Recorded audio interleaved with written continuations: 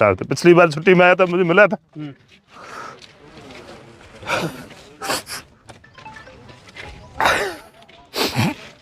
के लिए जो बलिदान हुआ है हर्षानी का बेटा, उसके परिवार के साथ यहाँ के लोग हमेशा मौजूद रहेंगे। और ये जनरल हनूत की धरती है बाड़मेर की, जब जो है शौर्य और पराक्रम के लिए जानी जाती है। और निश्चित तौर पर आप बाड़मेर के नौजवानों का, बुजुर्गों का, बच्चों का, बच्चियों का जो उत्साह देख सकते हैं कि नखत सिंह जी के प्रति जो सम्मान है, ये देश के लिए शहीद हुए, गर्व तो हो रहा है, पर हमारे परिवार का हमने बच्चा खोया, इसलिए हमें दुख भी है। कहा जाता है कि यहाँ जो है गर्मी में तापमान 50 डिग्री का होता है, लेकिन आप सुबह से 6 बजे से देख सकते हैं कि यहाँ के नौजवानों में जो देशभक्ति का तापमान है वो 100 डिग्री से भी ज़्यादा का है। लिए ये जो जन से लाभ हो रहा है, ऐसा हर एक सैनिक के लिए नहीं मुनासिब है।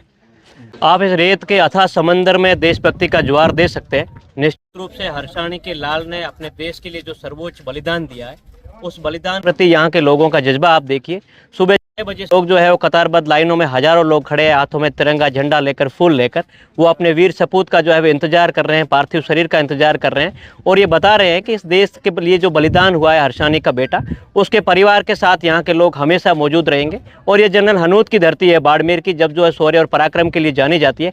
और निश्चित तौर पर आप बाड़मेर के नौजवानों का, बुजुर्गों का, बच्चों का, बच्चियों का जो उत्साह देख सकते हैं कि नखत सिंह जी के प्रति जो सम्मान है, ये देशभक्ति का सम्मान जो है वो बाड़मेर के बारे में अक्सर कहा जाता है कि यहाँ जो है गर्मी में तापमान 50 डिग्री का होता है, लेकिन आप सुबह से 6 बजे से देख सकते हैं कि यहाँ के नौजवानों में जो देशभक्ति का तापमान है वो 100 डिग्री से भी ज्यादा का है।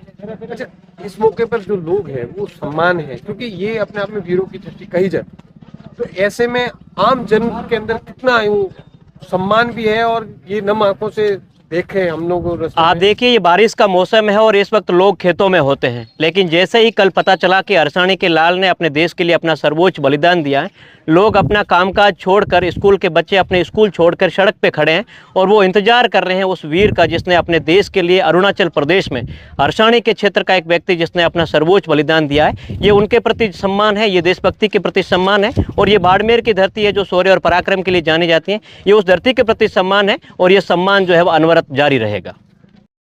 से लेके हर्षानी तक लोग जगह जगह स्वागत करें, किस तरीके से नम आंखों से विदाई देने के लिए फूल बरसा रहे हैं और भारत माता के जयकारे लगा रहे हैं। कितना गर्व की बात है। अब हम देश के लिए शहीद हुए, गर्व तो हो रहा है, पर हमारे परिवार का हमने बच्चा खोया, इसलिए हमें दुख भी है। तो जब वो गाँव आते थे किस तरीके से बहुत मिलनसार थे, हम सब कुछ से मिलते थे, बड़े हंसी खुशी से मिलते थे, बच्चों को मोटिवेट करते थे, हमेशा फौज के लिए, देश के हित की बात करते थे। यहाँ जब भी आते थे बहुत मिलनसार थे। पिछली बार छुट्टी में आया था, मुझे मिला था।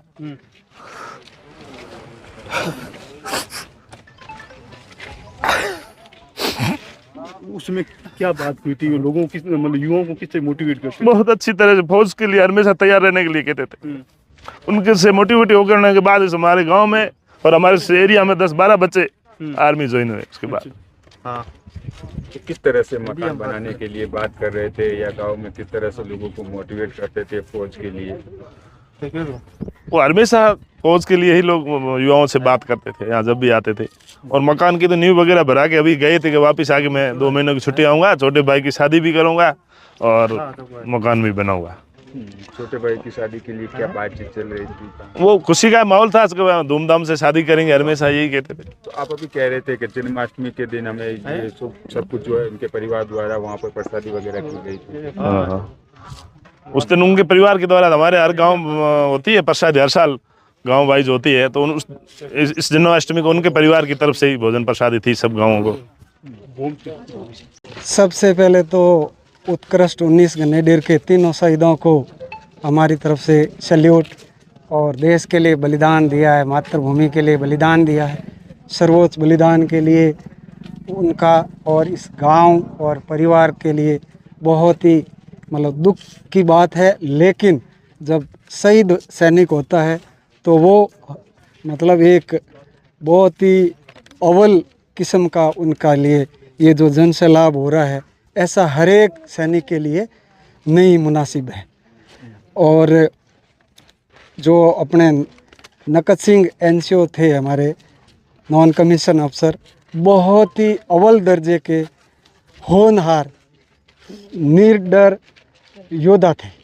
और यूनिट के अंदर हंसमुख, हर हमेशा 24 घंटा हंसमुख रहना, हर जवान से लेकर ऊपर तक मुंह लगा हुआ एनसीओ थे।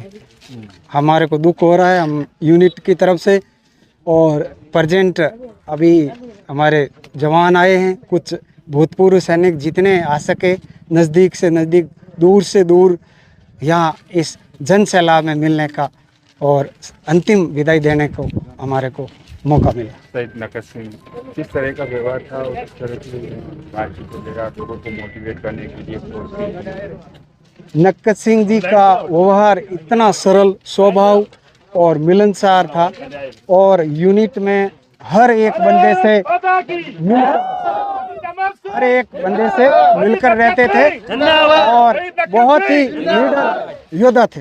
और हमारे को गर्व है, यूनिट को गर्व है, देश को गर्व है और बहुत ही हम इनको विदाई देने के लिए मतलब इसलिए दूर दूर से नागौर, अजमेर और सीकर तक के हमारी यूनिट के यहाँ लोग इकट्ठे हुए हैं, क्योंकि हमारी यूनिट दूर दराज एरिया में है, वहाँ से आना संभव नहीं है। लेकिन हम यूनिट के हिस्से होने की वजह से हम दूर दराज से पूरे राजस्थान लगभग जितना भी जिसको टाइम मिला यहाँ इस गांव में नकद सिंह जी को अंतिम श्रद्धांजलि देने के लिए उपस्थित हुए।